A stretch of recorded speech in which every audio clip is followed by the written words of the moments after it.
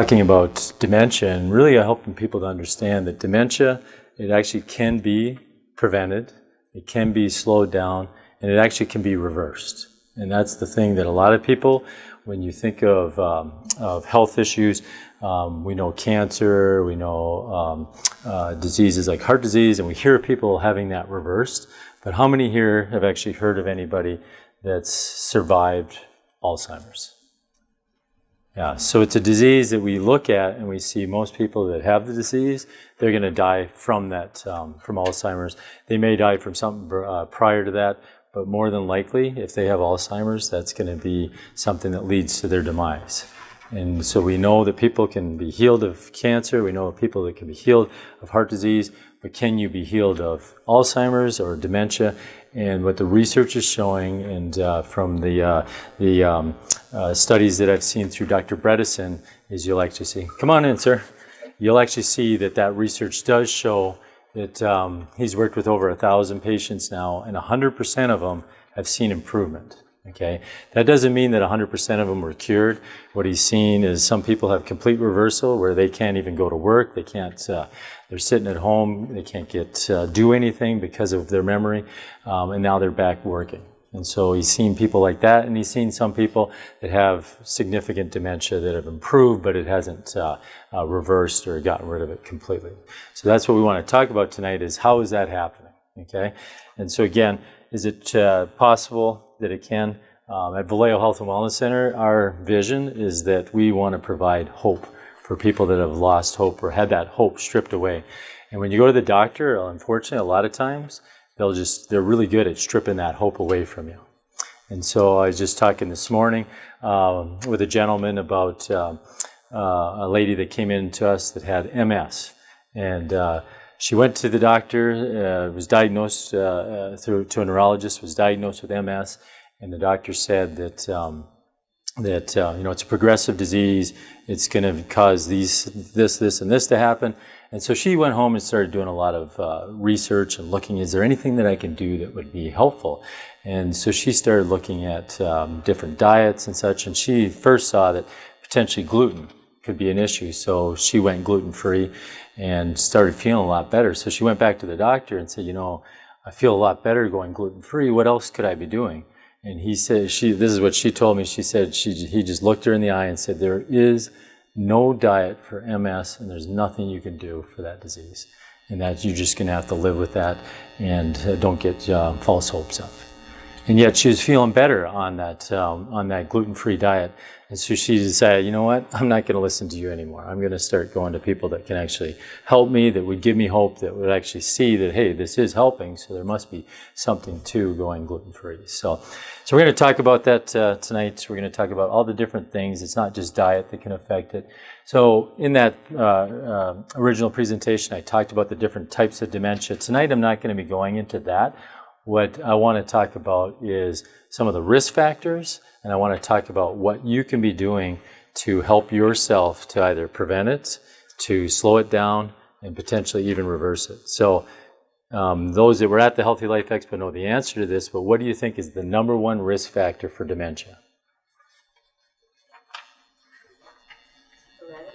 Hereditary, genetics. What did you say? Sugar. Yep. So we're going to get into all of those things. It's actually just age, right? The older we get, the more likely we are to have dementia. So there are other risk factors. Obviously, you can't impact this one, right? We all hope to age. Now, how many here in this room would like to live to be 100 years old? So a few of you, nice, that's good, because I think we talked about this at the Healthy Life Expo, is a lot of people don't put their hand up, and the reason they don't is they see what 100-year-olds look like in our country, and they think, I don't want anything to do with that. But we can look at the Blue Zones. How many have read the book, The Blue Zones? Any? You have. So when you look at that, what he did was he went around the world looking at people that were living to be 100 years old and thriving, and then he looked at, well, what's different about them, or what are they doing that's common among all those 100-year-olds? And then he put it in a book, and 9 things he found that were common among those people that helped those people to live to be 100 years old, but not just live to be 100 years old, they're thriving. They were still working on their farm, or they were still sheep herders, or they were out in their garden still gardening. And so we can live to be 100 years old, and we can thrive at 100 years old. Just because we're getting older doesn't mean, like, how many have heard this? Well, old age is tough, or getting old is tough, or I'm just getting old, that's why I've got all these health problems. But yet we can see someone that's the same age not having that same problem. So there are definitely things we can do as we age to make it so that it's more, that we can actually enjoy it. So these are some of the things, again, we're going to talk about these in more detail. So I'm not going to go into great detail now. So we also talked about, and again, if you read the Healthy Life Expo, you know the answer to this, but what do you think is the first sign of Alzheimer's disease? Is it loss of hearing? Is it loss of memory? Is it loss of taste? Or is it loss of smell? Okay, so smell, someone said memory. Most people would probably say memory, would you agree? Because that's usually what the doctor's looking at. He'd wait until, well, once you have bad memory, we know that you're developing it. And there's certain signs, there's cognitive tests that you can do, but it's usually based off of your memory. But the research shows, just like what you guys are saying, that it's actually loss of smell. And so the University of Florida did a test where it's called the peanut butter test, where they took a little cup of peanut butter, and I don't know how if you're like me, but when I'm in my house and I smell someone open up the peanut butter jar, I can smell it a long ways away. But what can happen is as people get older, they start losing their sense of smell. And so the test they found was put peanut butter in a little cup and have them close their eyes, cover a nostril up, and then see how long it takes before they can smell the peanut butter. And the closer to the nose, the worse it is. And they actually looked at the difference between the left side and the right side. And if the left side was worse by about 4 centimeters than the right side, they were prone to developing dementia and Alzheimer's. So simple. How much do you think that test costs? Pennies, right? It's not an expensive test. How many have ever had that done at a doctor's office? So wouldn't it be better to determine this at an early age versus waiting till they lose their memory? Because the way brain works, the way a lot of health issues work, is you have to have the disease for quite some time before you show any kind of symptoms whatsoever. So you don't want to wait till your brain is deteriorating to do something about it. You'd like to find out about that sooner. And even this isn't as early as some of the other tests I'm going to talk about today that you can actually do to not necessarily determine if you're going to develop Alzheimer's, but just to look at your general health, okay? So this is the book, Dr. Dale Bredesen. I've gone through his training. Dr. Dale Bredesen is a neurologist, has a clinic. Like I said, he's worked with over 1,000 patients, and he's seen 100% of them improve to some degree. Again, some complete reversal, some they've gotten improved memory. Some people they've seen significant improvement. So that's what we're going to be talking about, some of his information, and then I also have training in functional neurology, so I'm going to be talking a lot from that training as well. And so we will not reinstall Chrome right now. All right, so I'm not going to go into the science, but most people, what they hear is that neurofibril tangles or amyloid plaques or Lewy bodies, these misfolding of proteins, are what's causing the disease. And the research is showing that these misfolded proteins are actually one way that your body's protecting yourself against some of the onslaught of things like inflammation, infections, and such. So these are actually, it's your body's intelligent design that's causing you to create this stuff. The problem is it's a sign, okay? Just like, how many of you think that cholesterol causes heart disease? So if you would ask someone 10 years ago, we probably all would have raised our hands because the research was showing that cholesterol causes heart disease, when actually cholesterol is there to help heal a damaged artery. So it's just there as part of the healing process, but the problem is it can get easily oxidized and you can form plaques from it. So that's the same with this. This isn't the cause of Alzheimer's, but it's an indication that you have stuff going on that's not supposed to be happening. Your body's trying to protect itself. And so that's the neurofibril tangles. This is Lewy bodies. Vascular dementia is another. I'm not going to go into great detail about this again because we're going to talk about, well, how can I make it so I got a good vascular system so I don't end up that. We know that the medications, when you look at Aricept and Namenda, they can help slow down the disease at best. And the research is showing that the reason at best is because the research shows that Alzheimer's, dementia is multiple faceted, and these drugs only work on one area. Okay, and so it'd be like trying to fix this house by saying, well, if we just painted it, we could fix this house. Well, this house has got a lot more problems than just needing the paint job. And that's the same with using Namenda and Aricept, is that there's so many other problems that those drugs are just there to focus on what's happening as side effects and symptoms of a bigger problem. And so what we want to do is, like this house, we'd probably start with, well, what's the foundation look like? Why would this thing collapse? Well, they built it on sand. So we know the biblical verse on that is you build your house on sand, storms come, it's going to wash away.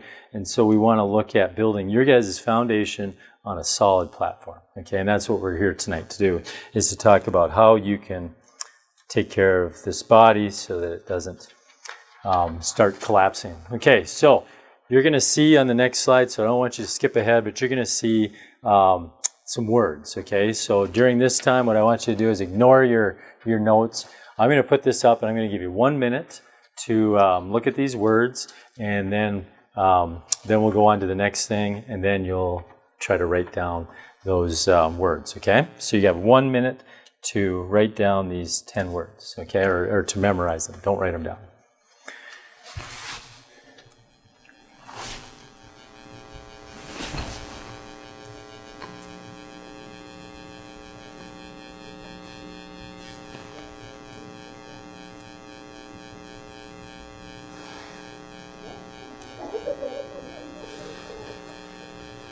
Give you about 30 more seconds.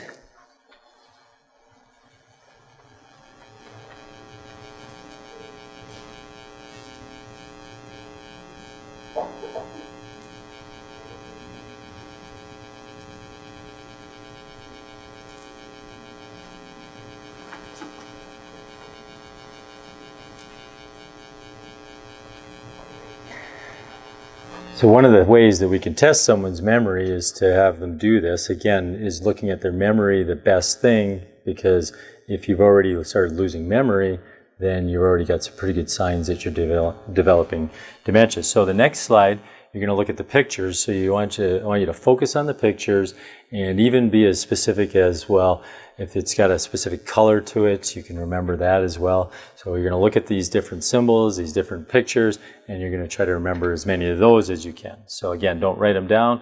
And unfortunately, I got them on your slides too, so don't cheat by looking back at those. So just take a look at these. And again, just try to remember as many of these as you possibly can.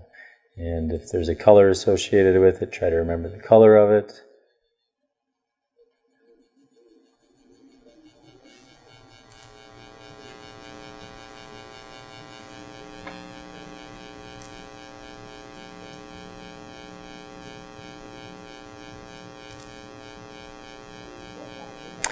Give you about 20 more seconds.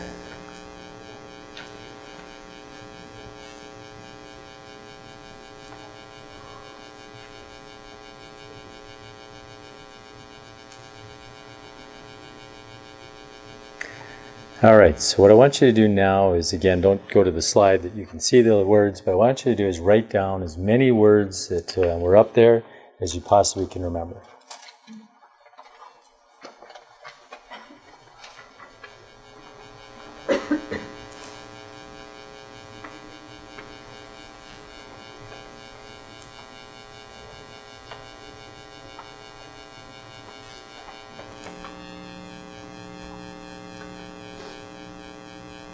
Do you need some notes at all?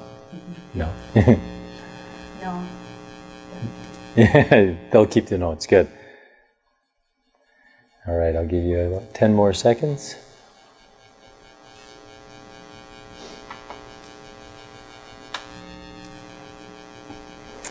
All right, so there's 10 words. How many people got 5 words? How many got 6 words? 7?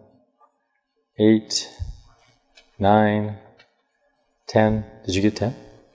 I would have if I would have been seen this. Yeah. Then I got all confused. Yep. Yeah, you got 10. So we'll go back so you can see them. So that's what's hard, is right? Because I didn't just let you think think about those and then go back to it, is I got you to think about something else. And that's what throws some people off. So when we look at memory, again, is this the best way to determine if someone's developing a dementia? It's really not. But I would also say that it's when we look at our memory and we look at what's happening in our society today, that people's memory is getting worse and worse because of what? What do you guys think? So yeah, you don't have to think anymore, right? I don't need to remember that. I'm just going to look it up. So we don't ever exercise that part of our brain anymore. So what we do, and I'm guilty of it, I just like, well, I don't need to think about it anymore. I'll just quick go on my phone and check it out. Well, it's really healthy for us to dig into those memory stores to be able to remember things, okay? And so 5 or less, when we start seeing people dealing with 5 or less, that's when we start being concerned. But again, I'd rather see it a lot earlier than that. So next one, I want you to go and write down how many of the symbols, the objects, because this is probably a little harder. So try to remember them. Again, if it was a certain color, try to write that down.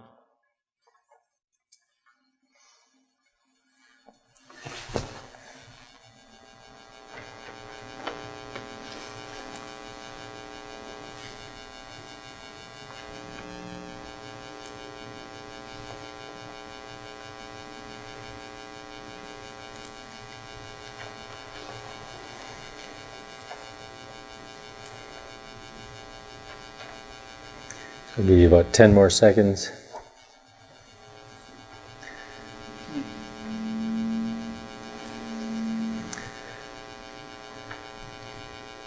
All right.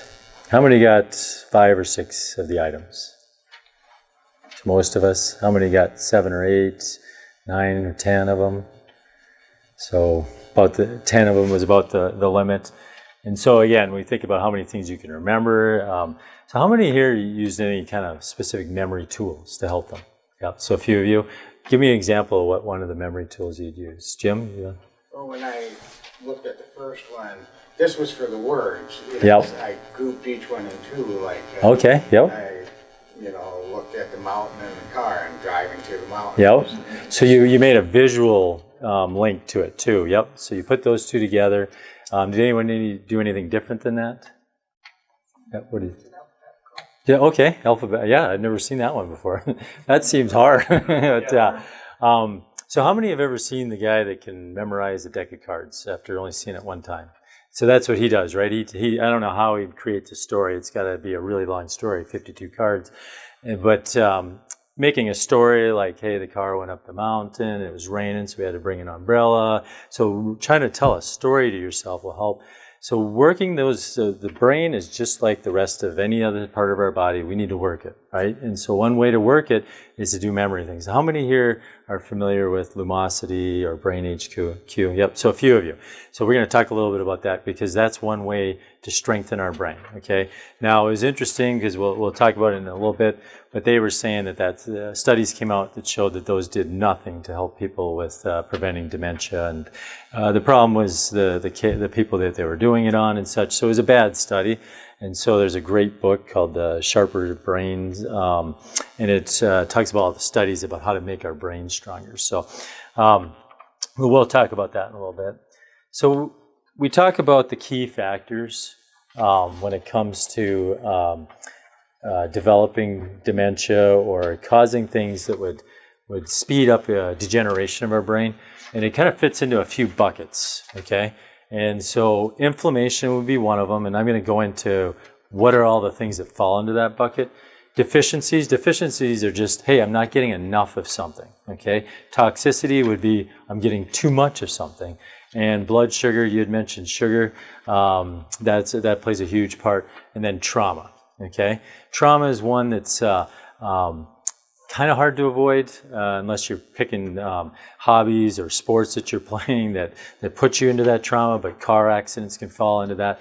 So I used to deliver meals on wheels to a lady, and she used to work at Costco here, and she was the one that handed out all the samples.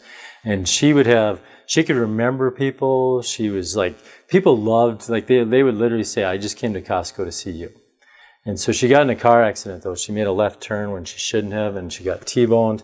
And after that happened, I could just see the deterioration. Her one eye doesn't track well, so it shoots off to the side because it caused damage to her brain.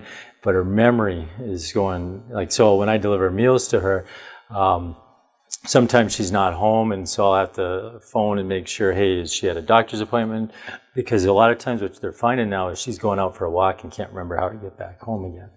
And so it's sad to see, because here's a lady just thriving, but she gets in a car accident, and all of a sudden it just changes her life and flips it upside down. So those are the key factors, and we're going to address those today, because that's really what you can only do what you have control over, right? We've all heard that, was it the Serenity Prayer, I think it's called, where, God, teach me what is the difference between the things that I can control and can't control. And so to let go of those things I can't control and focus on the things I can. And that's what we're going to talk about, okay? Because there's going to be things in this world that could lead to cause you to have damage to the brain that you're not going to be able to control, okay? You're not going to be able to control some of the toxins in our environment, okay? You just have no control over that. But what you can do is you can try to minimize it. And we're going to talk about that today. You can't control that your neighbor's spraying Roundup on everything, but you can control when you're out there and try not to get exposed to it. So that's what we're going to talk about, okay? So inflammation, I had mentioned inflammation can be caused from a lot of different things. Nutrition is huge, because nutrition is something that we do every day throughout the entire day. So nutrition is going to be a huge part in helping you to stay healthy. And unlike what that neurologist told to that girl that had MS, there's absolutely things that we can do to eat that will help our brain to work better, okay? So under nutrition, we got processed foods, we got sugar, leaky gut. If you're familiar with the gut is like a barrier, and it keeps good things, it allows good things to come in and keeps bad things out. And if that barrier gets destroyed, then that's going to cause problems. There's foods that we know that are healthy, like nightshade plants. What are the nightshade plants? Is anyone? Yeah, so tomatoes, potatoes, peppers, eggplant. So all these foods that we're told are healthy, and they really are healthy. The problem is the plant has a way to try to protect itself. And lectins, how many have read The Plant Paradox? Has anyone read that book?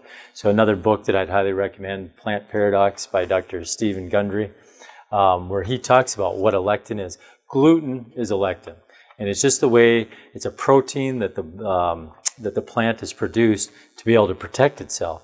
And for some of us, we can break it down. For some of us, we need some help, so we need to cook those foods. And for some of us, no matter what, you will never break that down, and it'll cause damage and cause leaky gut. So gluten, like I had mentioned, glyphosate, that's on our food, unfortunately. Glyphosate, Roundup, and so we just saw for the first time ever a guy sue Monsanto and actually win. So we'll see more and more. You're going to see a landslide of lawsuits against them because of that lawsuit that they first got to win for the first time ever. Herbicides, pesticides, this is on our food. So again, when you look at food, you want to eat organic.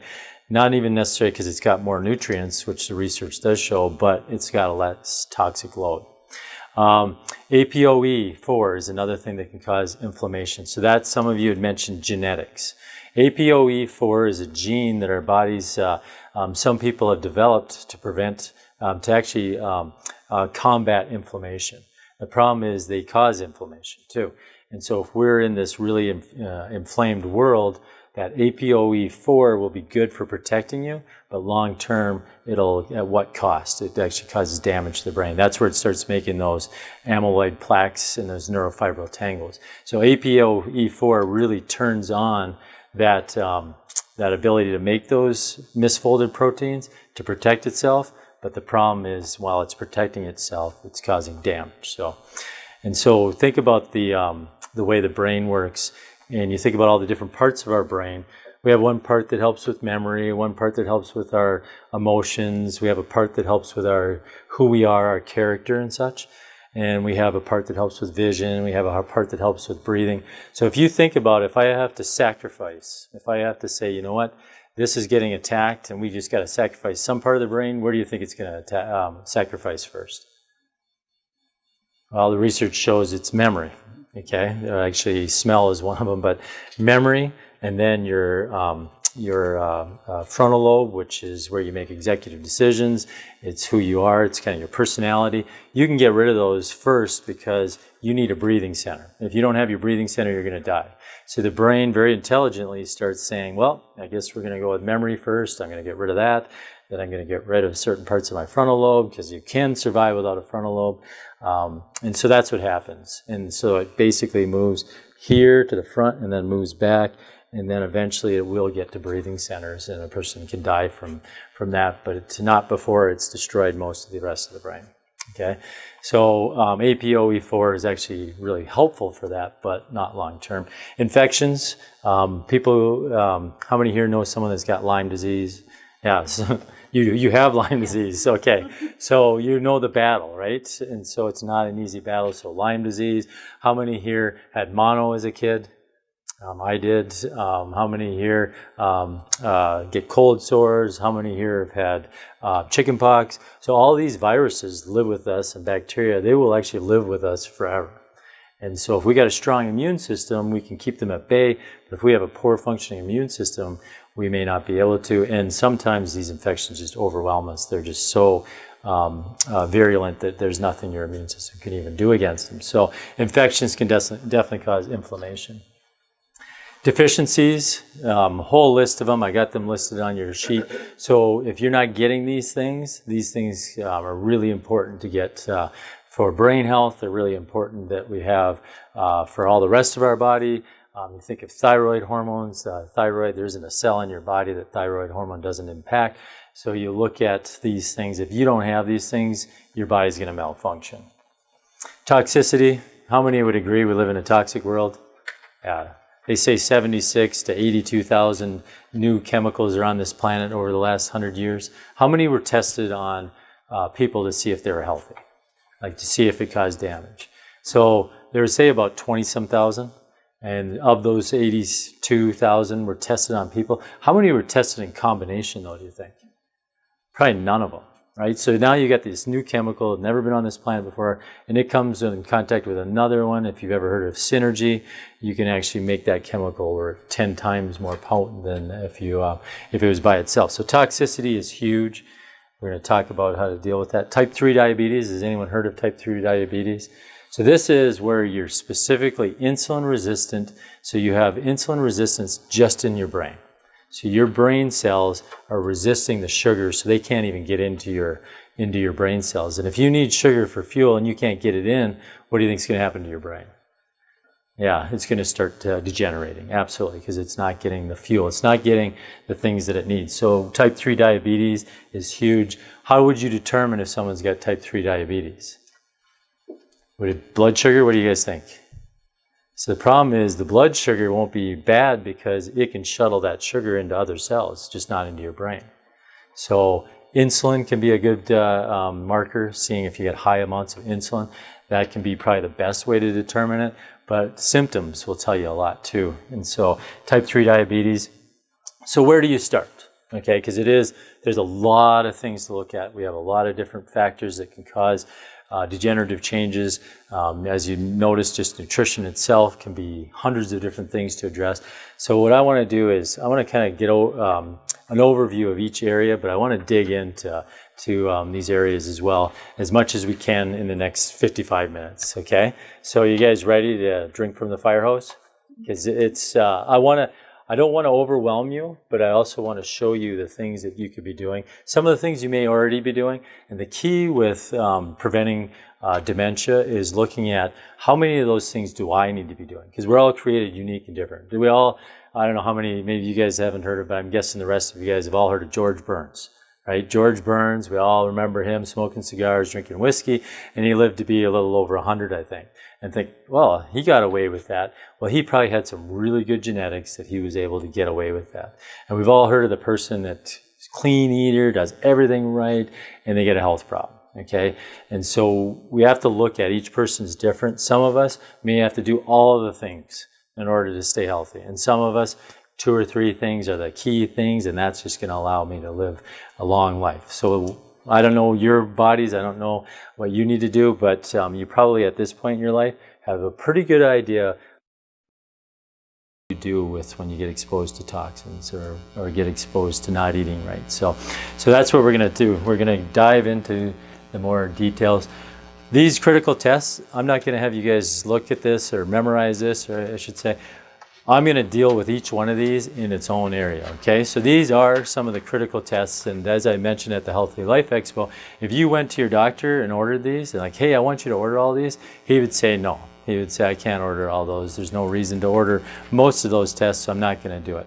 If you were to go through your insurance company and get all these tests done, it'd probably cost you about $3,000 or $4,000, okay? So I think the best thing to do is to go figure out which one of these tests you need, not necessarily all of them, okay? And so some of them a doctor would do, a lot of them they won't do unless they see, well, there's got to be this wrong before I'm going to order the rest of those tests. But I will go into detail about which tests. So we're going to talk about what the things that you can do, okay? Because again, you can't control what is that factory down the street pumping out that could be causing you toxic exposure. But we can control, again, how much toxic load you get exposed to. So we're going to talk about diet, supplements, we're going to talk about detoxifying the body, we're going to talk about sleep, we're going to talk about breathing, how much stress plays a part in our health, we're going to talk about hormone balance and exercise. So that's a lot, okay? And so let's get after it, okay? So diet. These are some of the critical tests if you want to know how your diet, if your diet is impacting your health in a negative way. And so methylation, how many have heard of methylation? A few of us, okay? How many here think your doctor's heard of methylation? So most doctors, you guys have one doctor that, well, Dr. Rob, yeah, yep. So he definitely knows about it. But most doctors don't really know about it. It's a test that you can see how well you're doing at methylating your B vitamins, okay? And I'm going to show you that in a second. Homocysteine, the #1 predictor if someone's going to have heart disease or not. How many doctors are running homocysteine on their patients? Very few. Homocysteine is a much better marker to see if someone's got a risk for heart disease versus cholesterol. But cholesterol is where everybody wants to live, even though we all agreed that cholesterol is probably not a great predictor of heart disease. But total cholesterol is a good thing to look at because it can tell us a lot. Okay, if I have a high cholesterol, it could be because of diet, but it could also be because I have a high inflammatory load and I'm causing lots of damage to my arteries, and so it actually does tell you something, okay? But the goal isn't, hey, let's reduce it by giving you a drug. The goal is, why is it high in the first place? Triglycerides are important. Total protein is important. Now these tests, triglycerides, cholesterol, total protein, albumin, those tests will probably be run on any standard blood test that you get done, okay? So that's a good thing. Fasting blood sugar probably will be. I've seen a lot of people coming in lately without a hemoglobin A1C when that used to be a standard thing that they would do. Hemoglobin A1C tells you how much of your sugar is getting, or how much of your hemoglobin is getting destroyed by sugar. So it's actually just an indirect way to see how bad, what's sugar doing to your body right now. Okay, so that's usually been tested, but I see a lot of times it's not anymore. Fasting insulin, I've never seen a doctor order fasting insulin. We will order it because it does tell you a better idea of how is that body responding to sugar. Is it pumping out just a ton of insulin, or is it within the normal range? Electrolytes, that's like your calcium, potassium, magnesium, chloride. So sometimes that will be done on a test, but very rarely do we see that enough information on that. How about a blood sugar monitor? How many people know someone with a blood sugar monitor?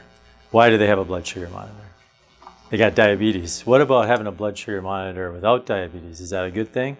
Well, you can see how you react to your food. So actually, you're seeing more and more people buying these blood sugar monitors and then eating food and then testing their blood sugar right afterwards just to see how does my body respond to sugar. Plus, you'd learn which foods really spike your blood sugar. So it's actually a really good thing. How about a keto monitor? How many have heard of ketogenic diet?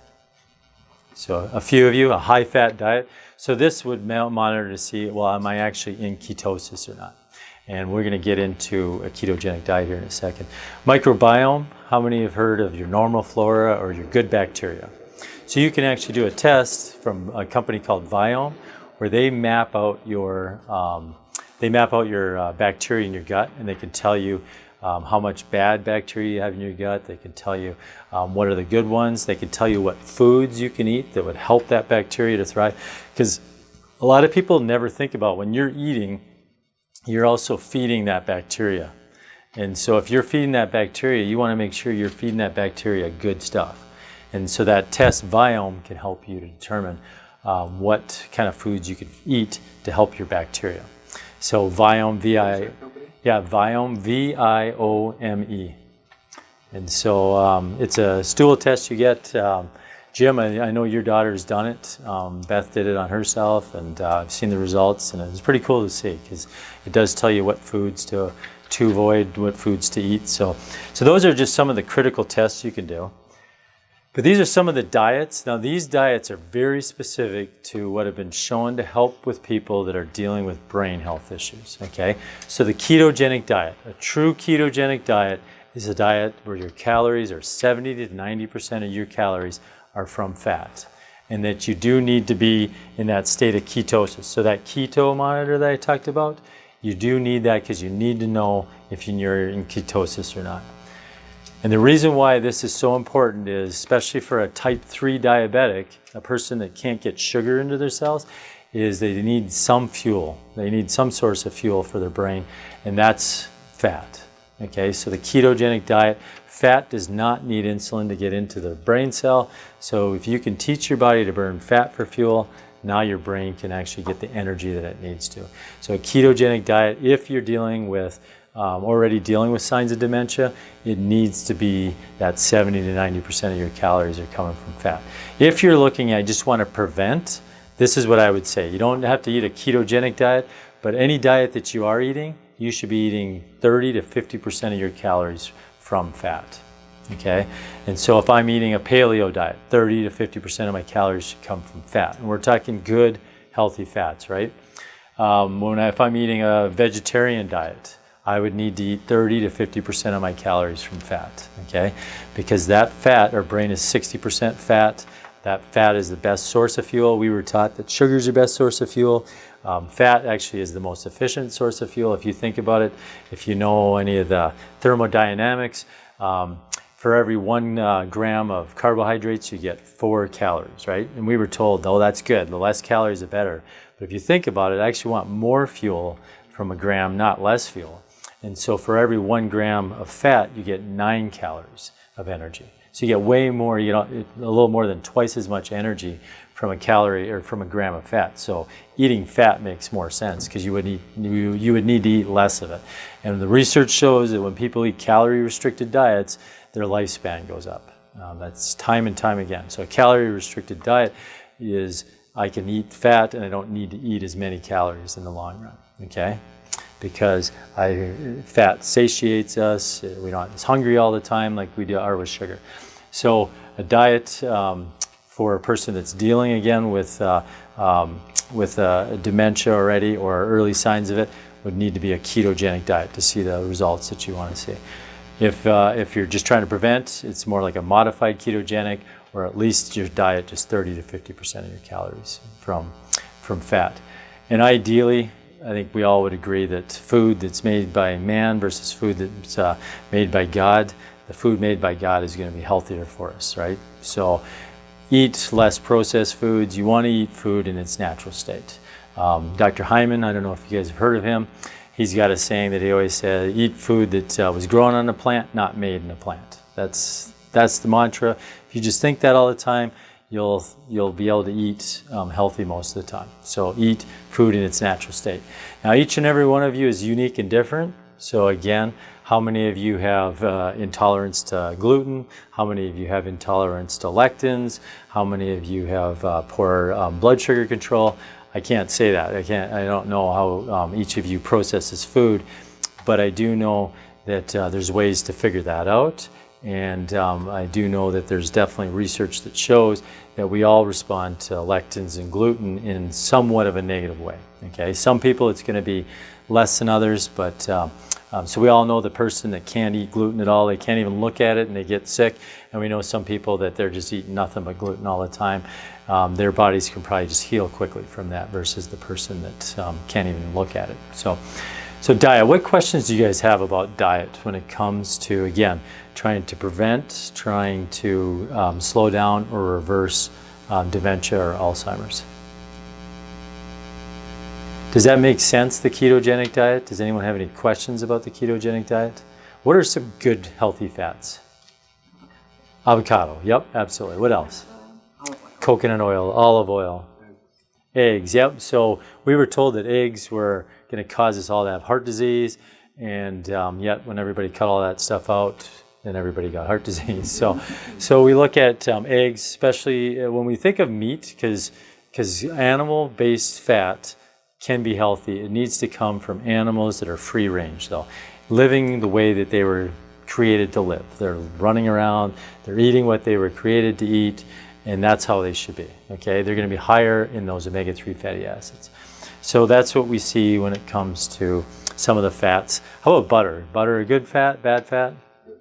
Yeah, good fat, as long as, again, it comes from a cow that was eating grass, right? If we get it from a conventional growing cow, where it's eating nothing but corn, it's going to be high in omega-6 fatty acids, which can be pro-inflammatory.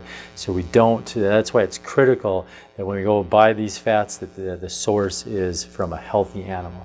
If it's not from a healthy animal, it won't be a healthy fat, especially where they, just like us, they store their toxins in their fat. And so if you're eating their fat and they're a toxic animal, you're going to be eating a bunch of toxins, okay?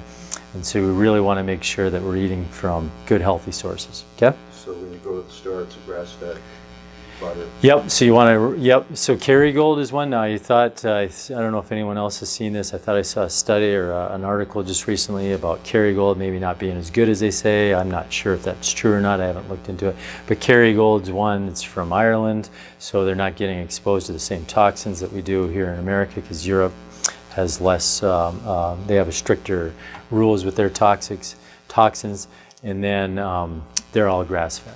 So yeah, you want to look for that. So Kerrygold is not the only one out there, but if I'm doing milk, I want grass-fed. Ideally, raw milk would be better, and so there's good fat in milk. But again, it's how we process it that makes it not so healthy for us. Nuts, the big nuts that we see lots of fat in are walnuts, pistachios. So a lot of times people think of cashews and almonds. Those are higher in protein. And cashews apparently aren't even a nut, so they fall into the lentils group. Almonds not. Almonds is just high in protein. So it's a nut, it's just not as good as, it doesn't have near the fat that a walnut does. So. Yeah, macadamia nuts, yep, absolutely. So, so nuts like almonds are good, it's just that if you're looking for that high fat. Yeah. All right. So the gluten issue, I'd mentioned that we all react to gluten in some way or another, meaning that someone may eat it, it causes damage to their gut, but their body's so fast at healing that it gets rid of it. And that's why we actually see a lot of gluten intolerance develop later on in life, because our healing slows down, right? So when we're a kid, we're eating bread all the time, our body's quick to heal. Teenager, our body's quick to heal.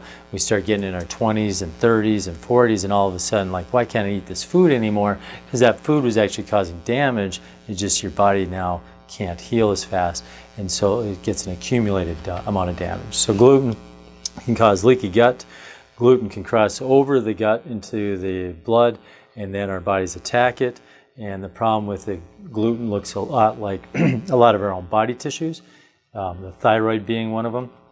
So our body attacks gluten, then what else does it go attack? It goes attacks our thyroid. And so we've got autoimmune disease called Hashimoto's, and we'll see that gluten is a big issue. It's not the only issue, but we definitely will see it as a thing that can lead to a lot of autoimmunity. We see that with the brain though. Okay, gluten also looks like, we have an enzyme in our brain called GAD, and GAD, what it does is it converts glutamate into GABA. Okay, and so what happens is if that if our body is attacking gluten and it attacks that GAD enzyme, we can't make GABA, and so then we get an excitatory, because glutamate is an excitatory neurotransmitter, and so we get this excitatory stuff, and we can get all kinds of weird brain symptoms. Okay, and so you get the way the cerebellum works is it dampens things down, it like calms things down. And the problem is you use that GAD enzyme a lot in your cerebellum. And if it's not there, then your cerebellum just fires at will, and it just it causes all kinds of problems like a racing heart rate, can cause nausea, can cause vertigo, and so these are all the things that can be related to gluten. So again, brain issues, but the problem is in the gut, not in the brain. What questions do you guys have about that? So gluten, this is what I would say most of us should either be gluten-free or minimize your gluten intake. Okay, I actually, the way I eat is grain-free, so I try to stay away from all gluten, all grains I should say, but you have to learn it yourself. Okay, we've seen enough people in our office that when they go gluten-free and then they reintroduce it, they'll see issues. We've seen people that they reintroduce it, not big issues, so I tell them, okay, just eat it, but don't eat it all the time because it is causing damage to your gut. So then grain-free would be oatmeal or what? Yep. So I don't eat any grains except for I do eat one. I eat rice, and that's it. And that's just I feel better when I do that. So I'm not saying that everybody should be grain-free. What I'm saying is, for me personally, I've just discovered that works really well for me. But I do really well with grain, with rice, I should say. And what's interesting, and research is showing this, you'll see this in the plant paradox, is that most of us have been told you need to eat whole grains. Well, most of the lectins are actually on the outside, on the whole grain. So white rice, actually, most people will do better with white rice than they do with brown rice. And that's the same with wheat. That's the same with a lot of these things. So the whole grain can actually be more of an issue for people than just white bread or white rice. And again, not saying that you should go eat a bunch of white bread. I don't want you to run into the store and buy a Wonder Bread because, hey, that doctor said you could eat white bread. No, I think that you should just avoid it altogether. If you're going to do a grain, though, you still want it to be in its less processed form. So if they take the shell off of it, so rice, we do eat the grain, right? Most bread or most wheat, we don't eat the grain, the whole wheat, it's processed, and so they do a lot of stuff to it. It also causes it to be an issue. And then we always have to think about the glyphosate, Roundup, or what other herbicides, pesticides do they spray on that beforehand. So we have to look at that as well. So you're getting exposed to that when you're eating those grains. So unfortunately you are with vegetables too if they're conventionally grown. All right. Supplements. So these are some of the supplements that we recommend when it comes to helping the brain. But these are the critical tests that I look at. So you'll see some of them overlap each other. Vitamin D. It's crazy how many people go to the doctor and they don't get a vitamin D test. And we spent a lot of time looking at labs. We had lots of labs come in this summer. And so in the middle of the summer, you'd think most people's vitamin D would be normal. And we saw probably, I'd say, a handful of people that actually had normal levels of vitamin D in the middle of summer. So what do you think your vitamin D looks like in January if you're already depleted in June? And so it's really important that people are getting out and getting exposed to that sunlight. And so being out in the sun, shorts and a t-shirt, if you're worried about skin cancer, make sure that first 20, 30 minutes when you're out in the sun, you're not putting sunscreen on so that you are getting that exposure. If you want to do sunscreen after that, that's up to you. Unfortunately, that does increase your toxic load burden, so you have to look at other ways to avoid getting sunburn. And there are other things you can do. But vitamin D, I mentioned homocysteine. Homocysteine is a really important thing. I'll talk about why that's important when it comes to supplements. Fasting blood sugar, hemoglobin A1C, fasting insulin, electrolytes. So I talked about a methylation pathway panel. This is actually a pathway to see how well your body's doing at methylating your B vitamins. Okay. Does anyone know what a methyl group is? So a methyl group is just a carbon with 3 hydrogens on the outside of it. And what that does is you take it off of folate. And so folate, you find that in foliage or your green leafy vegetables. You take that methyl group off of that and you take it through a chain. I'll actually show you what you take it through a chain. And so you do all these enzymes, it goes through all these different chains, and then you put it, so yeah, you guys got to memorize this, okay? So this is, no. So you take it through this chain, and then eventually it comes onto a thing called SAM, or has anyone heard of people taking SAM-E? Yep, so that is a methyl donor. That thing will go and it will help over 200 and some chemical reactions happen in your body. So if something happens along this path, and this is a whole chain of events that need to happen. If this doesn't work, have anyone heard of the gene MTHFR? So if this here is a problem, guess what? You don't make SAM, and those 200 and some chemical reactions that you need SAM for won't happen. So just that thing alone, if this is malfunctioning, you could have all kinds of health issues from one little thing, and we've seen it. So some people will see that have that gene, they have a miscode in that gene, and what happens is they have all these health issues, and we've been able to give them just a methylated B vitamin, and their whole life just gets changed because of that. So that's not always the case. It's usually not that simple, but it's always fun when you get that home run. You give them, hey, just take this Max B. I don't know if anyone's in our office taking Max B up. So you take that Max B and it's like, whoa, it's like a light switch just got turned on in some of these people. Anxiety since the time they were a little kid, depression and all their family, and then you see, hey, you got a methylation problem, and that's what's causing your issue. Yeah. Any way of knowing how many AMA doctors know this? Yeah, I would say very few, but I would say more and more are. And so you're seeing, because it is such a key thing. And so one way to determine that, and I'll come back to that in a second, is to do some DNA mapping. APOE4 is a DNA, is one of those tests you can get done for your DNA.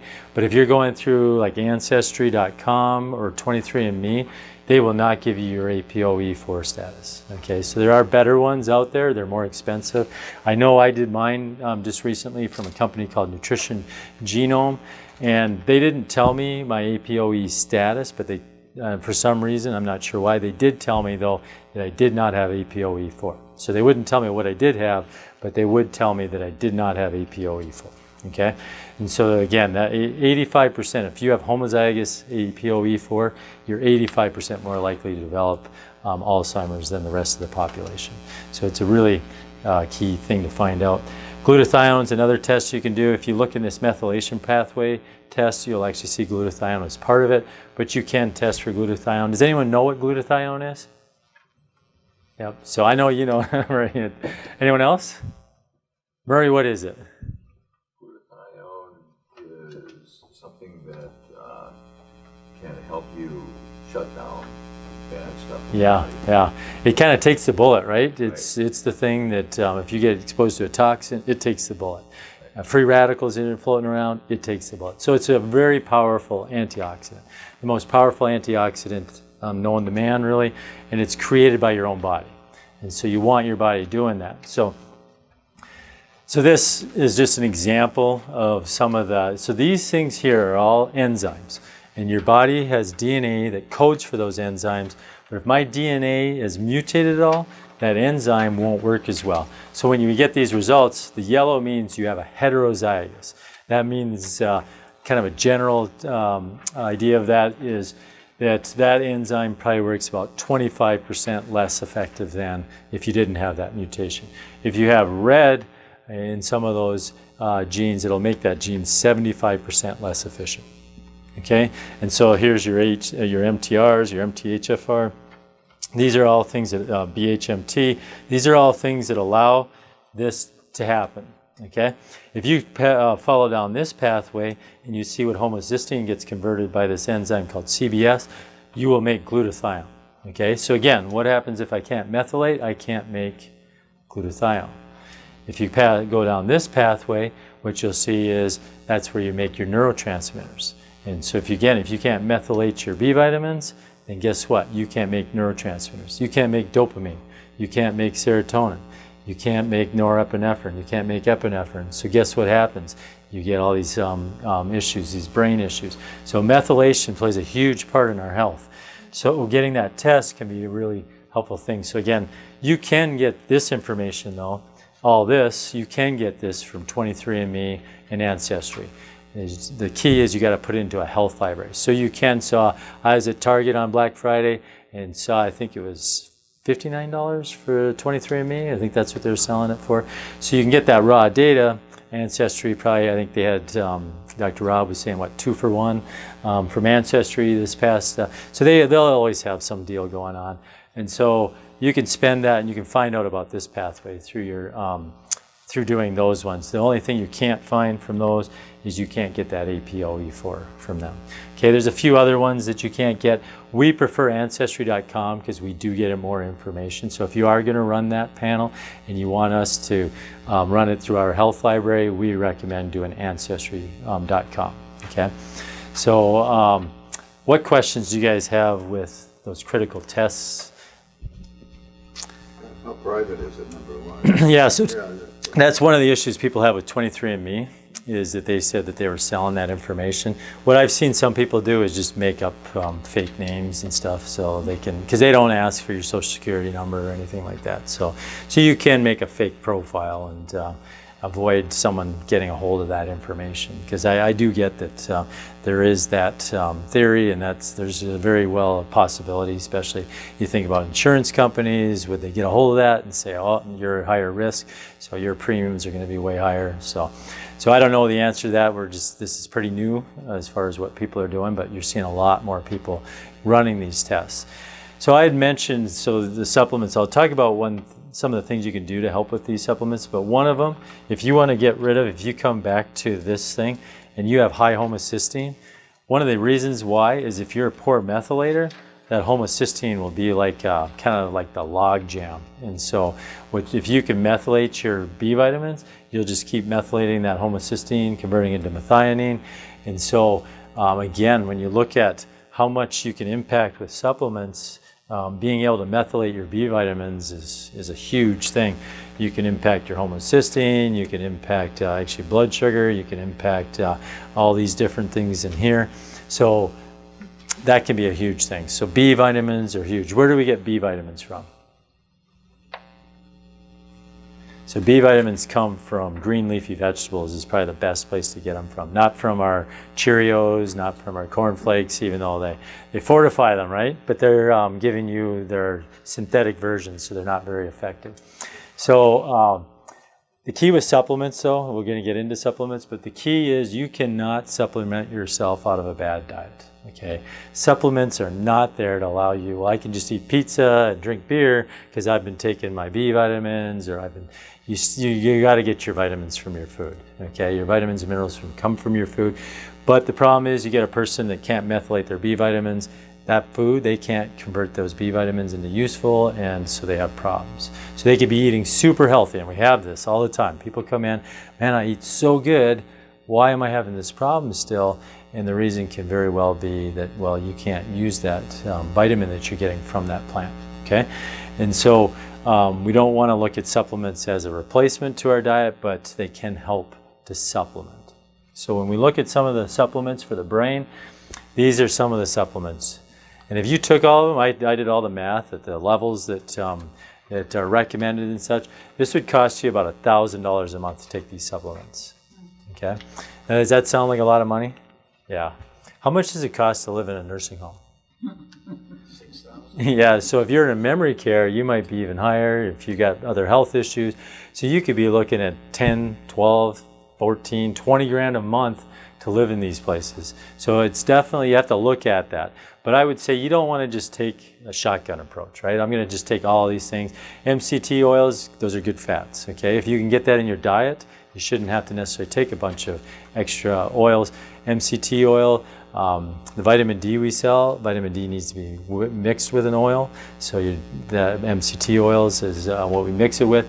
So you can get it from that, but it's not going to be the level of what you can get from your diet, okay?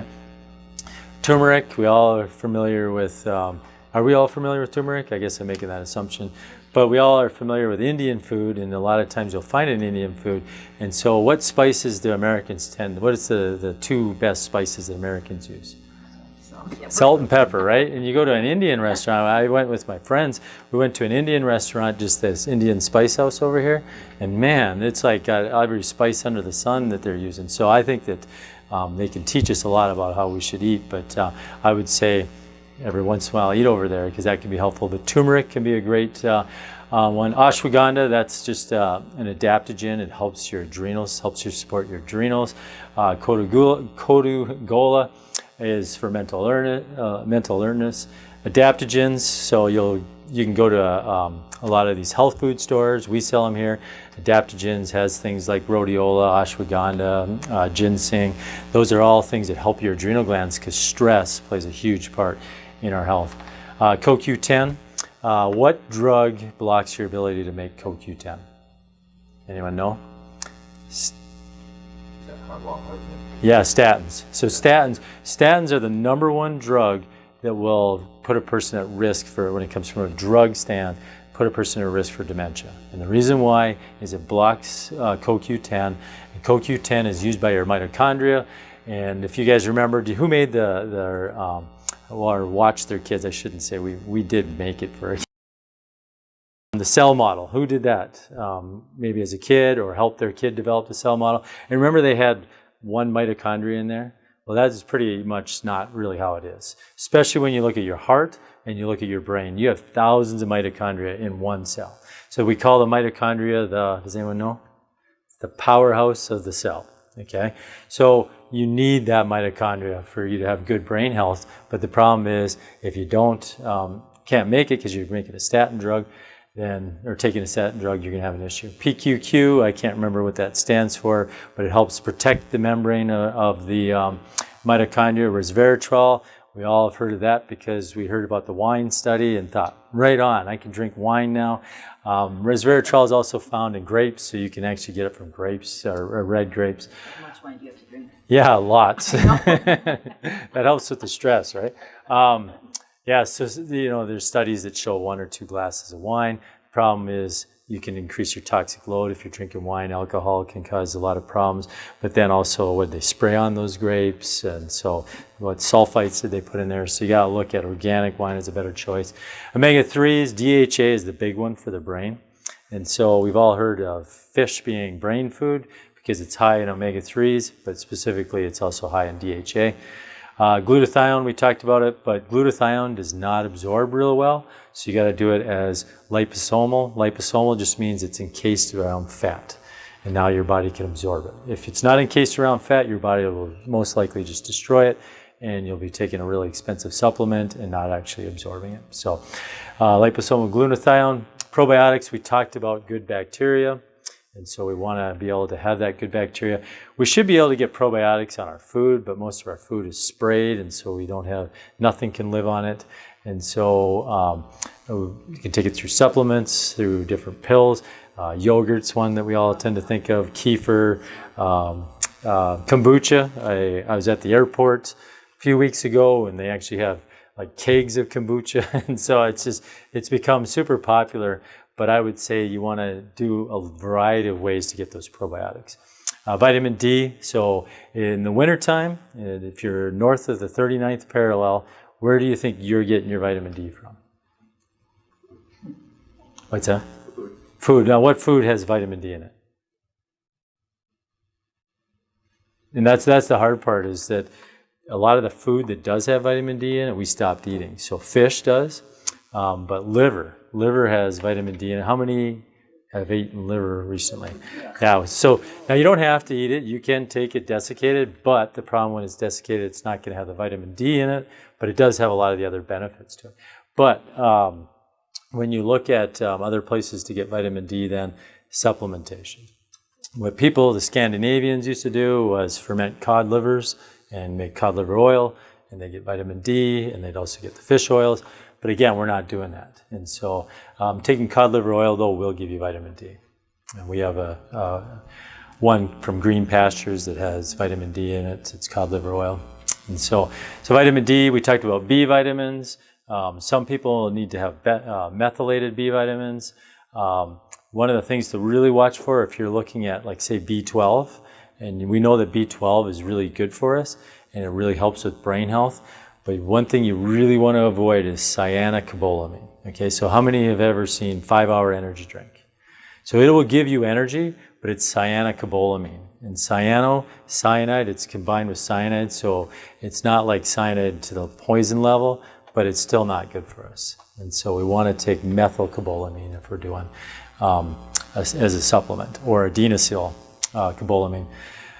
Magnesium chelate. Why I say chelate is a lot of people have a problem taking magnesium. It'll actually get diuretic, and if you need a diuretic, or I should say a laxative, if you need a laxative, then that might be a good thing. But if you don't need a laxative, you take it right before bed, that's not going to be a good night's sleep. So magnesium chelate is less likely to do that. It just means it's been combined with an amino acid, okay? So like magnesium citrate, the magnesium malate, those are ones that are not, and they will have more of a laxative effect. But for those people that need that, that can be a really good supplement to take. Yeah. Is just specifically the 5-hour energy or any of like the Rockstar? Yeah, so just read them. I have yet to see one that uses methylcobalamin because it's way cheaper to use cyanocobalamin. So your Monster, all of those ones that say, hey, 4,000% of your B12, your daily B12, you'll see that it's cyanocobalamin just because that drink would probably cost you like $12 if it was methylcobalamin. It's also in a lot of soy milk. Oh, is it? Okay, that I didn't know. Yeah. I get a lot of pain from soy milk. You do? Okay, yep. So I have to avoid it. Yeah, and you know what it's like. Breads as well. Okay, yeah, I can see it with the breads because when you look at fortified cereals, yep, that has B12 has that. yeah, they're going to use cyano because it's a lot cheaper. Some of the natural ones, I've seen some of the natural, not necessarily energy drink, but natural like adaptogens or adrenal support. They will have B12. They won't have near the level that they're talking about, and they will have methyl or adenosine. Okay, so that's what you want to look for. It's a good question. So then alpha-lipoic acid, N-acetylcysteine, cinnamon, berberine. Berberine really helps with blood sugar. Okay, so when you look at helping someone's blood sugar, berberine has been shown to be just as effective as metformin. Metformin is a drug that they start people on that have insulin resistance. So zinc, SAMe, huperzine A, and vinpocetine, those help get oxygen to the brain. So those are not something that we tend to eat. Okay, so it's either through a supplement or you need to be taking herbs. And is it pretty on your guys' thing? So small that you can't read it? Yeah. Yeah, so I think we have your guys' email address. If we don't, I can email you this too, so you can have it. Detoxifying, okay? We live in a toxic world. So we talked about we get exposed to different toxins from maybe the factory down the street. So we've all heard of acid rain, I'm sure. So acid rain can be because of a factory pouring into the sky, and then it comes down as a toxin.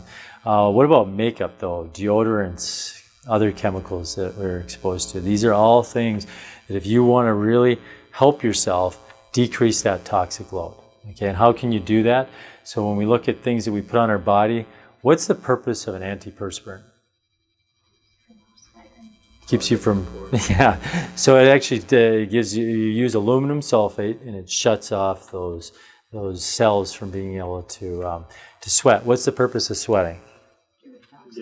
Yeah, so you're really giving yourself a toxin that stops you from getting rid of toxins. So it's like one of the worst things. So I'm not saying you should walk around stinking all day long. So you could do deodorants which don't have chemicals in them, and you don't have to use an antiperspirant. But then the other thing that I have found is that the cleaner you eat, usually the better you smell. The worse you eat, the more you smell. Now, if you're a group of people that eat a lot of curry, you're going to do what? You're going to smell like curry. But if everybody's eating a lot of curry, no one cares what you smell like, right? Yeah, you don't. Same with garlic, right? You smell like garlic, but if you're all eating garlic, which is all good for us, everybody smells like it. So we look at makeup.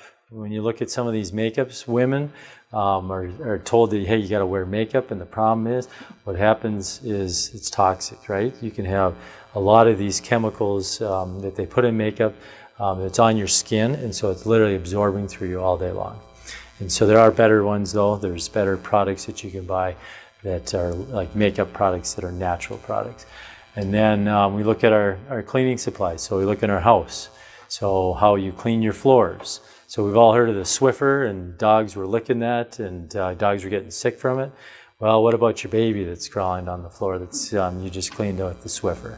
Or what about just that it gets on your hands and such, and then it absorbs into your skin that way? So what about dryer sheets? Dryer sheets are really bad because, one, they're filled with chemicals, and guess what? You put those clothes on, and you wear them all day long. And so they just sit and absorb through your skin all day long. So avoiding using like dryer sheets, avoiding using like shampoos and such that have all these chemicals in. What about EMFs? You guys know what an EMF is? Wasn't that a band from the 90s? So EMFs, electromagnetic fields, so Wi-Fi, are we getting exposed to Wi-Fi wherever you go? You're not going to avoid Wi-Fi, so you probably should just tinfoil hat, right? so you can't avoid it, but you can, again, try to minimize this stuff as much as you can. And so your cell phone, I watched a lady walking around the other day. She had is it a hijab? Is that what you call it? The headdress thing.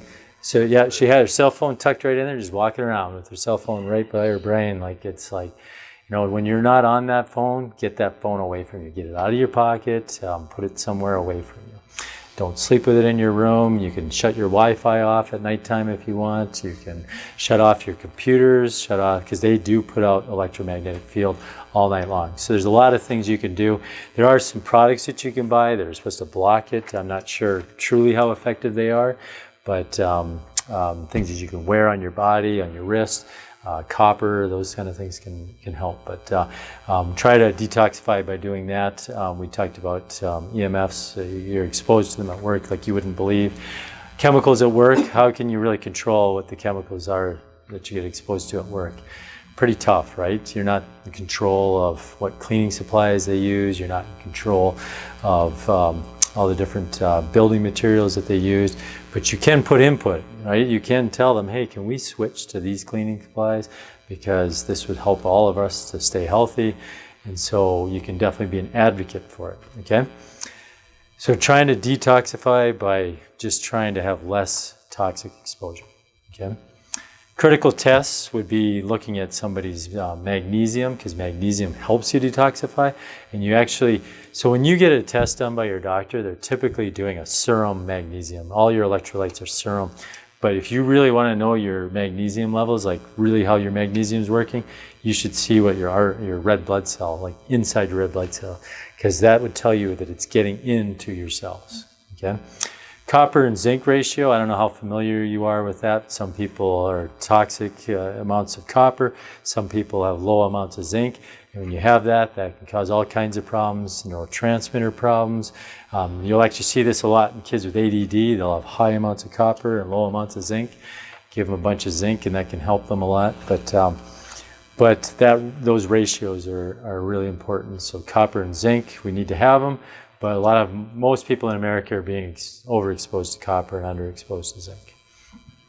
Selenium is a metal that we use for our thyroid, and you don't need a lot of it, but very few foods have it, so some people need to supplement. So you can test for that. Potassium, calcium, I mentioned, you can test your electrolytes. Those ones aren't as important that they're in your red blood cells, so they can be measured in your serum. You can do heavy metal panels. I'll show you what that looks like. Doctor's Data does a heavy metal test. There's Quicksilver is another one. Typically, you're going to need a doctor to order these, but some of these lab companies will let you order these tests yourself. And so the key is, once you find out that you have these, how do you get rid of these things? So sometimes you have to go to a point where you have to do chelation therapy to pull them out. Has anyone ever met anyone that was dealt with like mercury poisoning? So how many have gotten their fillings removed? Yep. So removed and replaced with epoxy or else porcelain. If you go to the wrong doctor, they can actually, because those fillings are filled with about half mercury and right by your brain. So I would highly suggest if you got silver fillings to get them replaced. But the problem is you go to the wrong person, they will actually release that mercury into your body and you can get mercury poisoning. So then you have to do chelation therapy to get that mercury out of your body. But your body can do things to get rid of it. What was the most powerful antioxidant known to man? Who remembers that one? So glutathione, right? So glutathione, if you want to help detoxify from some of these things, taking glutathione can be helpful. Helping your body to make glutathione can be helpful. So a heavy metal test, an MMP9, this is some of the toxins we can get exposed to are molds. So molds release aflatoxins, and so getting a test like an MMP9 will test to see if you have those aflatoxins. And so if you have a moldy house, you could be getting exposed to these toxins that the mold's releasing, and now you got a health issue. So you can get a test to see if you have that.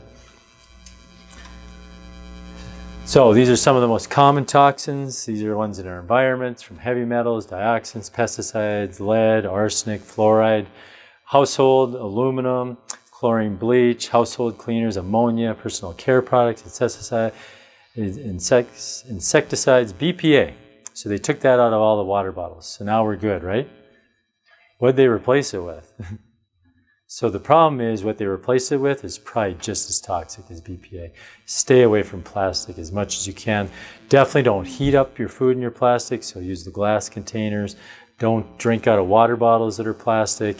You really want to avoid that. What about the coffee cup that's got that lid on top of it? So you got hot coffee pouring into that plastic lid and you drink right out of that lid. What do you think that's doing to you? So what about receipts at the grocery store? They're covered with BPA. Did you guys know that? So do not take the receipt. Tell them no, either email it to me or I just don't care. So stay away from that, because you touch it and then you'll rub it on your face and now you've got it in your mouth and you're ingesting BPA. So these are just some of the examples of toxins that we get exposed to. All right, how many have household plants? Nice. That used to be everybody. Everybody who had an aloe plant growing up in their house, that if you had a problem, oh, go get it, break off a piece of the aloe plant and rub it on that. And so we had aloe plants. So a lot of these plants will remove toxins from your household. So we've got ficus plants, we got ferns, we got peace lilies. All these things can help get rid of toxins. So you can use these plants. So again, if you can't completely eliminate this stuff, you can't get rid of these EMFs, you can't get rid of toxins that are floating around, you can definitely have plants surrounding you that would help. And that's actually what living out in the wilderness, for thousands of years people did. They didn't burn in these tight boxes that we live in today.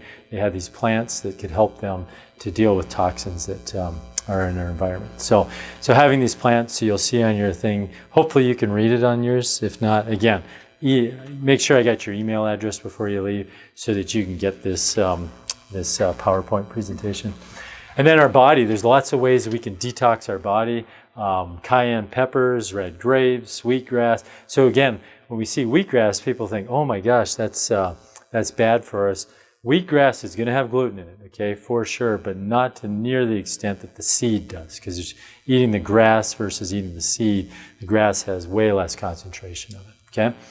So that's just an example of how you could detoxify your blood. We look at our gallbladder. Gallbladder, I think, is always funny, is what two weeds do we kill all the time in our yards? Dandelion. So that's one. Dandelion root helps our liver to detoxify. And then milk thistle. And a lot less people are killing milk thistle now because they saw that actually monarch butterflies feed off of that. And so our liver and our gallbladder will be helped by taking dandelion root. So dandelion root tea. So all these things, again, this is probably too small on your sheet to see what all these things say. But again, I'll send this to you so that you can see. So this is just all good, healthy foods, right? So let the food be thy medicine, right? We can see that can play a huge part in getting rid of these toxins. Now, some people, they're at a point where just eating foods is not going to be enough. So again, like chelation therapy might be necessary. IV therapy can be helpful, like using IV vitamin C, which is a huge antioxidant as well. That can also be helpful for pulling out some of these metals. So any questions about detoxifying your body? Again, if you want to know if you're toxic, one thing is just look at your toxic load in your life, but then another is looking at some of these tests that you can do.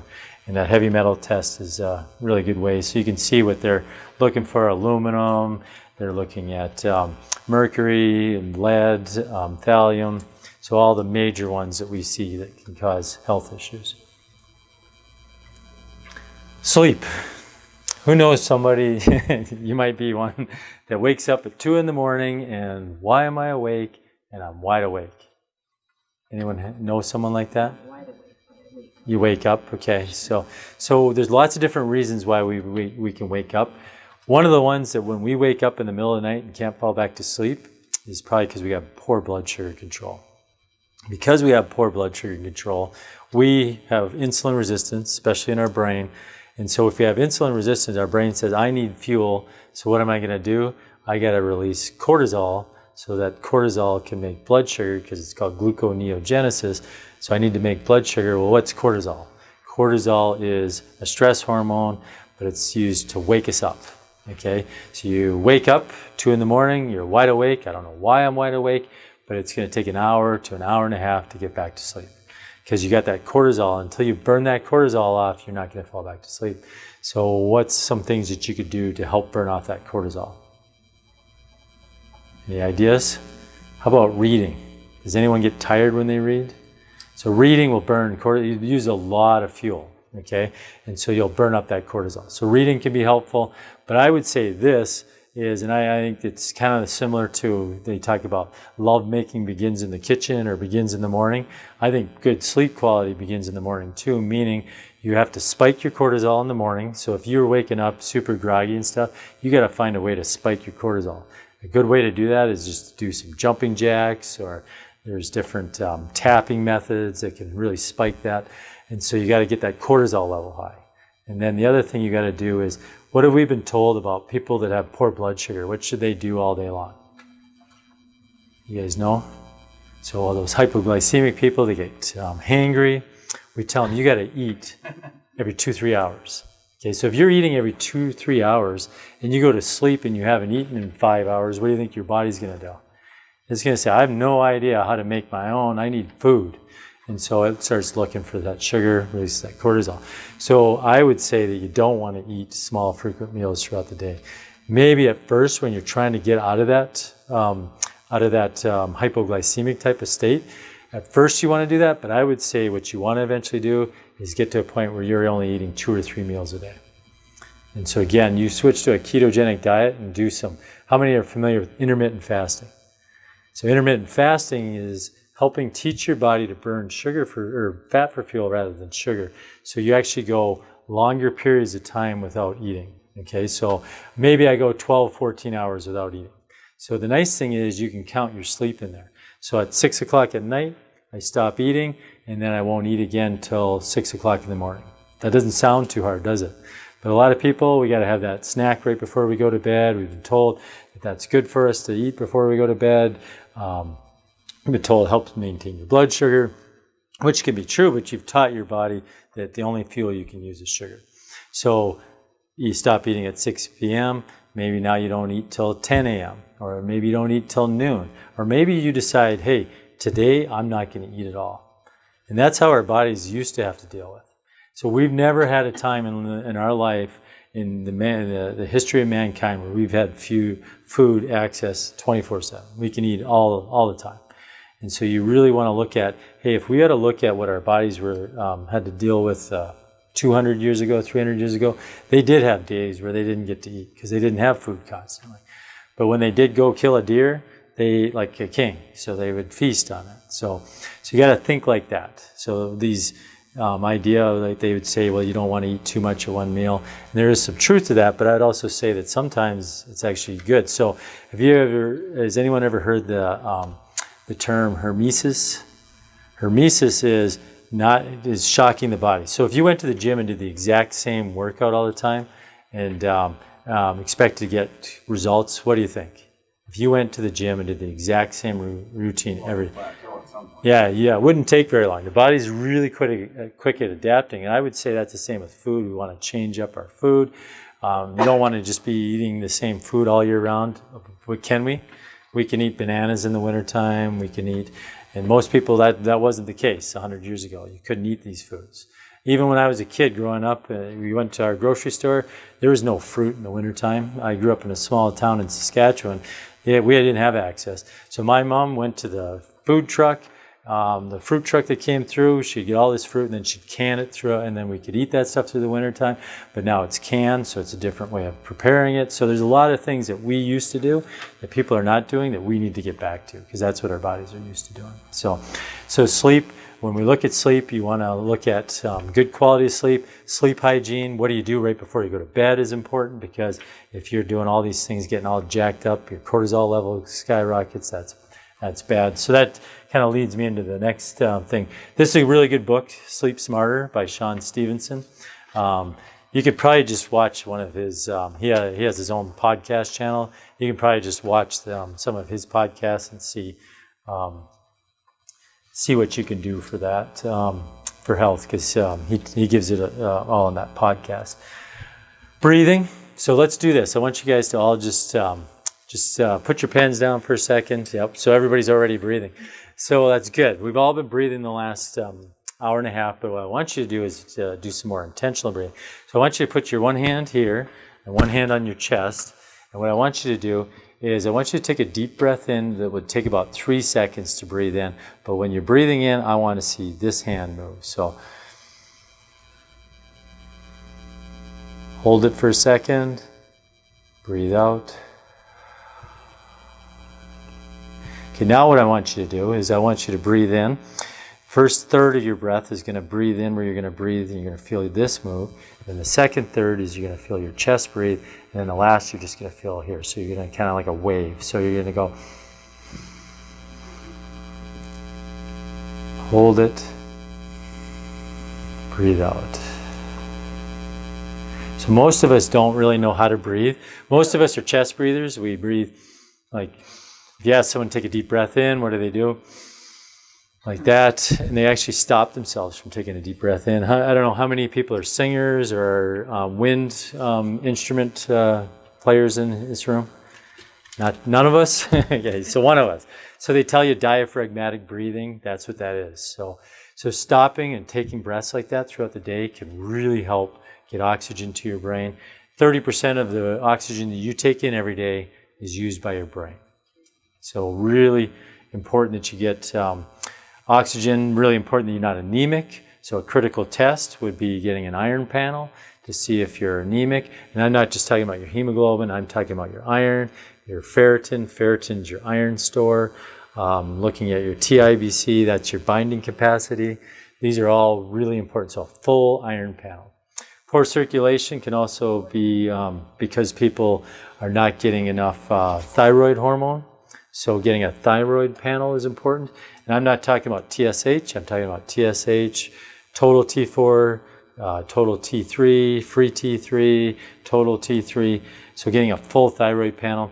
The other things you want to look at is you can get tested, is you can look at oxygen saturation. So that little thing you put on your finger, it'll tell you your oxygen saturation, but you can also get tissue perfusion. And that's actually seeing, is the oxygen actually getting into my cells? Because you can breathe it in, but if it can't get into your cells, it's no good. So that's the same with water. They tell you need to drink a certain amount of water. Does anyone, when they drink that much water, feel like, oh, I just am in the bathroom the whole time? Yeah, so sometimes it's because your cell wall is not very good, and so the water is actually not getting in your cells. It's literally just going right through you. So you got to really be aware of how healthy the fats you're taking in, because that will help you to absorb that water better. So those are the critical tests you should take to see if you're getting enough oxygen to your tissues. Stress. Cortisol is like, what is that Dr. Gafkin say? Like Swiss cheese? Is that what it makes Swiss cheese out of your hippocampus. And so cortisol is like one of the worst things for your brain. Estrogen, one of the best things for your brain. So estrogen actually protects the brain, okay? So good things about having high amounts of estrogen, there's a lot of bad things about having it. And we're going to talk about hormones in a second, but stress, you got to take care of your stress, okay? And this is probably one of the most overlooked things when it comes to health issues, is people will do all these things. Well, I'm eating right, I'm exercising right, I'm doing all these things. Well, how many hours are you working a day? Probably 12 hours a day, and drinking 3 pots of coffee a day, because I got to get all these things done. You cannot, again, you can't supplement away a good diet, like a bad diet. You can't just eat healthy and have just huge amounts of stress. You got to deal with the stress. They say, according to the American Medical Association, they say that about 85% of all illnesses have stress as a major component to it. People that are dealing with a chronic stressor in their life, that's anything that's more than 3 months at a time, have the same risk factors as someone that's smoking a pack of cigarettes a day.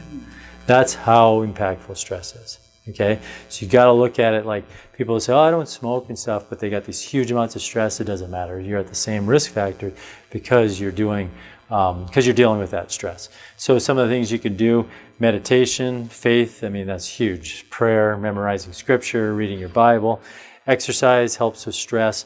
Yoga can be a great stress release. Music. Different types of music can cause stress, though, so be careful what music you're listening to. A critical test is an adrenal stress index, okay? So what this is, you take a tube home, you have a kit, and you spit in this tube 4 times throughout the day, okay? And then what it does is it measures your cortisol in it, and your cortisol should spike high in the morning, so we should have a nice high spike, and as the day goes on, it just gets less and less and less. So we look at this person, what do we see with this person? They have kind of a spike in the morning, and then it dips down at noon. Oh, this is time to take a nap, right? And then what do we see happening here? It's starting to go up. This person is going to have an easy time falling asleep or a poor time? They're going to have a really hard time falling asleep because they're wired now. So they've got this kind of okay in the morning, but we've seen people, I think you were showing, is yours just flatline? No, it's probably mostly flatline. And then Yeah, so you'll see complete reversal. People flatline, and then I can't figure out why I can't follow it. What's that? Your third shift? Yeah. Yep, deal with it by just changing your your work schedule. Yeah, so this is what we call circadian rhythm. Okay, this is what drives your circadian rhythm. So when we look at this, it's a simple test. It's done throughout the entire day, which I like because it's not just one moment in time, and we know what the pattern should look like. So this is a critical test if you want to know how much stress is impacting you. All right, hormone balance. Hormone balance is huge. When we look at critical tests with hormones, you need to have, when you look at ways you can test hormones, a blood test can test hormones, but most blood tests are going to test hormones that are bound to proteins. So those hormones that are bound to protein are not active, and you don't know if they're going to get unbound or not, okay? So you want to test free hormones. And so you can do a blood test that tests free hormone, but the problem is it's really expensive and most doctors won't order it. You can do saliva tests that test free hormone, which is a good way to do it. You can also do a urine test that tests the hormone's metabolites, meaning after that hormone's been released and burned up in the body, then your body gets rid of it. What does that look like, okay? So we need estrogen even in men. Men need estrogen because it's protective to the brain, especially the hippocampus. There really is no such hormone as estrogen. It's either estradiol, estrone. There's estrogen metabolites you can measure. Progesterone, again, really important that these two, especially in women, are in balance. DHEA and pregnenolone, those are precursors to making hormones. Do you guys know what other thing is a precursor to your sex and stress hormones? Cholesterol. So if you tried to get your cholesterol down to 0, you would die because you got to make hormones out of cholesterol. So cholesterol plays a huge part in our health. It's actually really important. A thyroid panel, I'd mentioned you don't want just TSH because TSH can be very deceiving. It can show up normal and you actually have a major problem. Testosterone, men, the problem with stress and testosterone is if you have stress, you will take that testosterone and you'll aromatize it and you'll turn it into estrogen.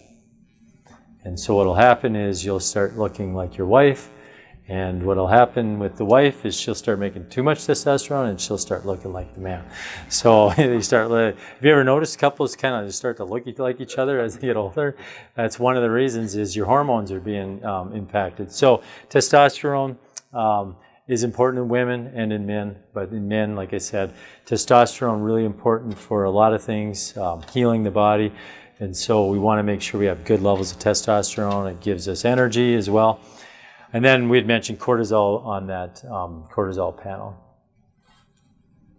Exercise, we need to exercise our bodies. We also need to exercise our brains. Okay? How many have heard of HIIT, high intensity interval training? So that's like going really hard for 20 seconds, maybe going really hard for 40 seconds, and then resting for 20 seconds or 10 seconds. And you do that in intervals, and you only do that for about 12 minutes. How many here probably have 12 minutes that they could exercise in a day? So you can, 12 minutes, pound out a really good workout that will also help your cortisol levels, and it'll help your brain because it really increases certain things in our body that will help our brain, especially oxygen demand, okay? So hit critical tests when you look at exercise. You should find out how your blood pressure is high. When you're exercising, if you want to get your blood pressure to go up and your heart rate to go up, and you already have high blood pressure, this is going to make exercise not very fun. So you want to deal with that blood pressure, and there's a lot of natural things you can do to help with someone's blood pressure. But blood pressure being high a lot of times can be because your cardiovascular system is not very flexible. And so really important that we deal with the cardiovascular side of that too. And then the other thing can be neurologically. So again, blood pressure can increase as our brain starts to malfunction. So the better we keep our brain healthy, so it's kind of a vicious cycle. If we don't have a healthy brain, our blood pressure will start to creep up. If we do have a healthy brain, we can actually lower our blood pressure, okay? Again, pulse, I mentioned that. Heart rate variability, that's how much your heart rate changes throughout throughout a minute. It's actually, the more it changes, the better it is. So if a person's heart rate variability is low, that's actually a bad thing. So we want a good variety of variability in our heart rate. BMI, body mass index, it's just one tool. I think it's not the greatest tool because you could be working out, have a lot of muscle mass, and it could show that you've got a high BMI, even though you could be super healthy. I also don't think weight is a great way to judge people's health. I've seen people that are super skinny, that are some of the most unhealthiest people in the world, and I've seen people that would be considered clinically overweight that are actually super healthy people. So we talked about brain IQ and lumosity. Those are just things that you can do online. They definitely, according to that Sharper's Brain book, I can't remember the author of it right now, but they talk about these exercises and how they do show that they actually do help. But they're just one key. They're just one tool. So if you use just that one tool, you're probably going to get very limited results. So if I was diagnosed with dementia and I said, well, if you just did crossword puzzles, we'll get rid of your dementia, not going to happen because there's too many other factors. It can be a piece of the puzzle. It can be a part of it, but it's not going to be the be-all to end-all. Okay? So brain IQ, lumosity, so critical tests, a Montreal cognitive analysis, that's kind of the standard that a doctor will use if he's trying to assess if you have a memory issue. Okay, so it shows like pictures that you have to draw. The clock face, you guys seen that test, where you got to draw the clock face and show what time it is. That's on that Montreal cognitive test. Concussion baseline, this is an interesting one because I think that every person should go get a concussion baseline. Okay, who here is prone to potentially getting a concussion in their life? Every one of you. You can get in a car accident, you can have a fall. Now, if you don't know what your baseline is, how are you going to know if you did get a concussion, and how are you going to know how much it's impacting your brain? So I think every person should go get a concussion baseline. And you can do those online. You can do those through a company called XLNT. You can do those through, oh gosh, who has a kid? I'm trying to remember. Do you remember what all the schools use the same software? I can't remember the name of it, but if you just go concussion baseline testing, you'll find it out. And so I think that you should get a concussion baseline testing because you, just like your students or just like your student athlete or whatever, they are a risk for concussion, so are you. You live in this world. All it takes is some sign to hit you in the side of the head. Just had a lady just the other day had that happen. She was at she didn't get a concussion that I saw, but she was at the airport. She was standing there. Someone bumped a sign over. The sign came over and hit her in the side of the head. So that can cause a concussion on some people. So it's really important to get that baseline. Okay? So that's just an example of that's lumosity. This is brain HQs. All right, so where do you go from here? I apologize, I went a little bit over, but hopefully this information was good. Like I said, we're drinking from the fire hose, and that each one of those things that we talked about, diet, supplements, that's probably a 2-hour, 3-hour lecture just there. So we keep doing these seminars. If you guys are interested in learning more, if you want, hey, I just want one that's just on nutrition. I literally have a 2-hour talk that just talks on gluten. So we can go into great detail if you guys are interested. We love to hear people's feedback. So I'll send you that email if there's any with this PowerPoint. If there's anything that you guys want to know beyond what I just talked about, send me an email and say, hey, I'd love to learn more about this or whatever. Okay. The other thing, when you look at where do you go from here, and you look at this was a little overwhelming. How do I know what tests I should do?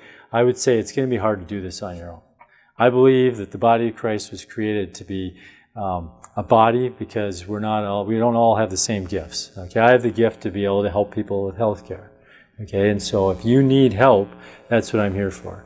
And so if you look at this and think, you know what, this is really helpful, but I'm not sure where to start, I'm not sure what tests to run, that's where I can help. We can do an exam, do a history, an evaluation. We can find out where is the best place for you to start. And during the month of December, we actually got a really good deal going on because our exams are going to be half price. So if a person wants to come in, they'd pay half the price as what someone's paying this month to come in and get an exam. So you're more than welcome to set that up with us. If you feel like, hey, I just want to try this stuff, this is one of the reasons why I've given you this stuff, you can go home, try it, do the things, and if it's helping, that's exactly what I was hoping for. I was hoping that you would be able to learn this stuff, do it, apply it, and see some good results from it. But what is the easiest part of a race, do you guys think? Yeah, the beginning, or I'd also say maybe the end, right? Because the beginning, who can start a race? I'd say everybody could start a race. It's not hard to start a race. And if you're at the 100 yards from the end, most people could probably finish that race. Where's the hardest part? Is the middle. And the middle is because you can't see the start, you can't see the finish, you don't have very many people. Like I've ran races before, and it seems to be heavy at the front and heavy at the end, and just a couple people in the middle cheering you on. And that's the problem, is you don't have those cheerleaders. So one of the things that we have in our office, actually it's Jim's daughter, is here as a health coach, is we want that person to help, our health coach to help that person through this process. And the nice thing about having a health coach is it's a lot cheaper than seeing a doctor throughout the whole process, but you can have that person, that cheerleader, that helping, that person to help you to get through that middle part, okay? So highly recommend, if you do want our help, send us an email, let us know through a phone call, whatever, to try to schedule an appointment with us. But definitely want your email addresses so I can send you this PowerPoint presentation, and really appreciate your guys' time, and hopefully this was good information for you. Have a great rest of your night.